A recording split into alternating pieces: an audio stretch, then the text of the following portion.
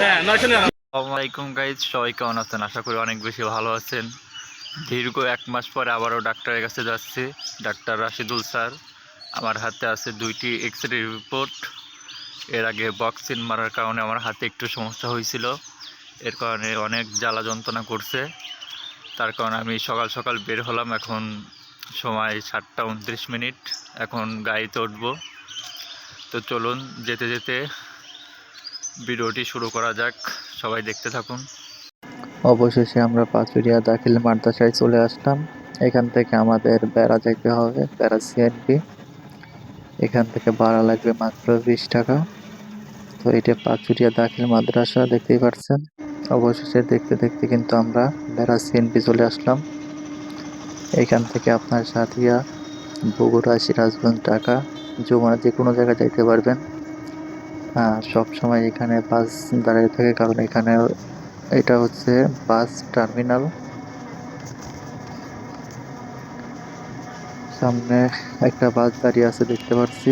আমার বাম পাশে আছে মসজিদ, বেড়া সানিলা।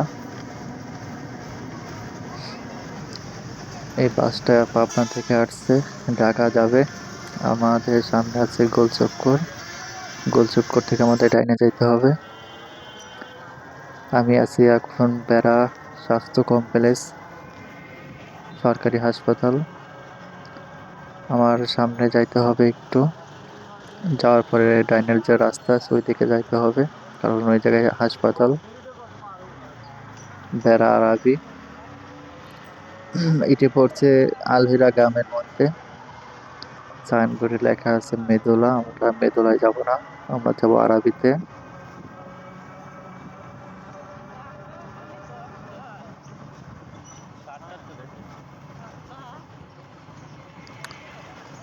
তো আমাদের গন্তব্যে পৌঁছে গেছি। এটি আরাবি আলহেরার মধ্যে চলে আসছি আমরা। এখন আমাদের ভ্যান থেকে নামতে হবে এবং ভিতরে প্রবেশ করতে হবে। আমি এখন ভিতরের দিকে যাচ্ছি আস্তে আস্তে। এখানে জুতা রেখে যাব। আমার হাতে আছে 2টি এক্স-রে রিপোর্ট আর একটি ফাইল। তো ভিতরে ভিউটা একটু দেখুন। লোকজন তো ভালোই আছে মোটামুটি। আমি ফাইল হাতে করে নিয়ে সিরিয়াল দেওয়ার জন্য দাঁড়িয়ে আছি।